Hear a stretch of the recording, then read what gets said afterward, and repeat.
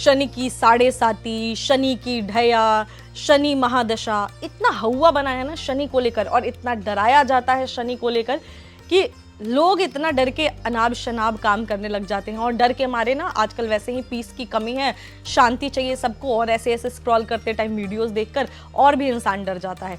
तो आज मैं आपको शनि की साढ़े साती, ढैया, महादशा, ये सब जो चीज़ें आप सुनते हैं ना, इतने हार्ड वर्ड्स, और जो आपको समझ में नहीं आती, आप डर जाते हैं कि अरे अब तो प्रॉब्लम आएगी, तो आज मैं आपको सारी चीज़ें एक्सप्लेन करके बताऊंगी और साथ ही रेमेडीज़ भी देने वाली हूँ बहुत ही आसान से, जिसको करने के बाद मन को तो शांति मिलेगी ही, आपको शनिदेव की भी कृपा आप पर बरसती रहेगी। तो नमस्कार, मैं नेहा राजपूत आप सभी के लिए लेकर आई हूँ बहुत ही खास वीडियो। शनि का गोचर हुआ, शनि की साढ़े साती शुरू हो गई, अब तो मुझे परेशान मैं हो जाऊँगा या हो जाऊँगी। शनि को क्या कहते हैं, ये बहुत ही ज़रूरत है इसको समझने की। साढ़े सात एक्सप्लेन करूँगा ये, लेकिन पहले ये जानिए कि शनि जो है कर्म फलदाता है, शनि न्यायाधीश है, वो आपके कर्मों के हिसाब से आपको फल देता है।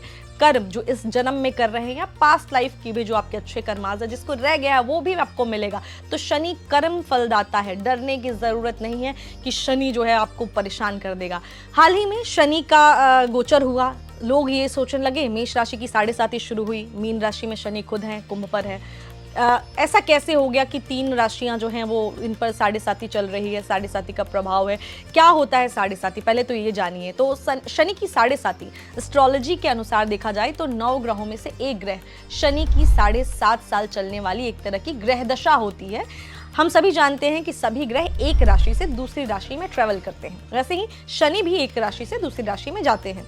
शनि की चाल थोड़ी धीमी है, जैसा हम कहते हैं ना शनै शनै चलते हैं, तो इसीलिए ये एक राशि में लगभग जो है 2.5 साल तक विराजमान रहते हैं, यानी 2 साल 6 महीने तक विराजमान रहते हैं। इसी तरह ये सभी राशियों का एक चक्र पूरा करने में शनि को लगते हैं 30 सालों का समय इनको लग जाता है। शनि जब किसी राशि में गोचर करता है तो उस पर साढ़े साती लगती है, लेकिन इसके साथ ही उस राशि की अगली और पिछली राशि में भी साढ़े साती का प्रभाव रहता है।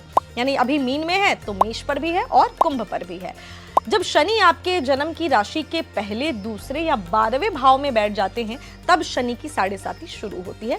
शनि धीमी गति से चलता है, इसीलिए अगर आपके कर्म जो है अच्छे हैं, उसका फल मिलना होता है तो थोड़ा लंबा समय लग जाता है उसमें, और अगर खराब फल मिलना है तो 7.5 साल तक आपको इसका प्रभाव देखना पड़ता है।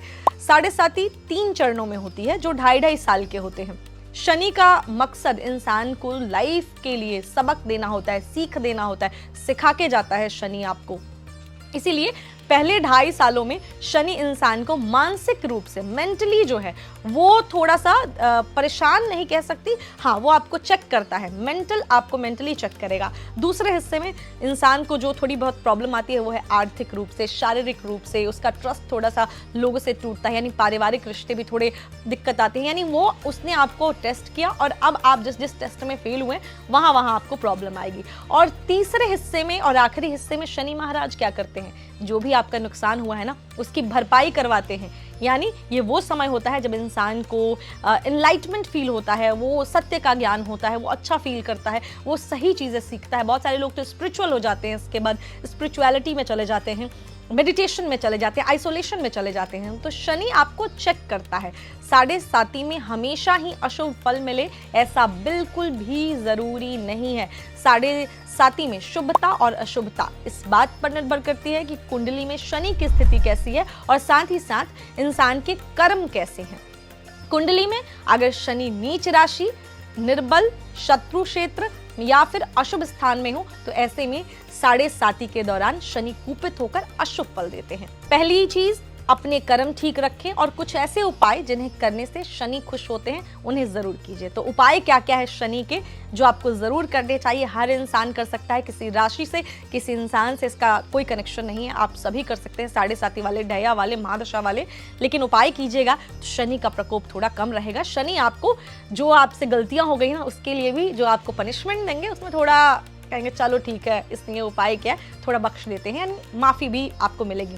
तो सबसे पहला उपाय क्या है जो शनि को प्रसन्न करने के लिए, खुश करने के लिए आपको करना चाहिए, वो है शिव जी की उपासना। शिव की उपासना करने वालों को हमेशा 7.5 ढैया उसमें राहत मिलती है, या फिर शनि अगर आपको परेशान कर रहे हैं तो वहाँ नहीं करेंगे। आपको नियमित रूप से शिवलिंग की पूजा करनी चाहिए, आराधना करनी चाहिए। दूसरा उपाय, पीपल का पेड़ जो है शिव का रूप माना जाता है। वैसे इसमें सभी देवी देवताओं का वास कहते हैं कि होता है, इसीलिए पीपल को अगर आप अर्घ देते हैं तो शनि देव इससे खुश होते हैं। तीसरा उपाय, शनि देव को खुश करना चाहते हैं तो शनि स्तोत्र का पाठ आपको जरूर करना चाहिए नियमित रूप से।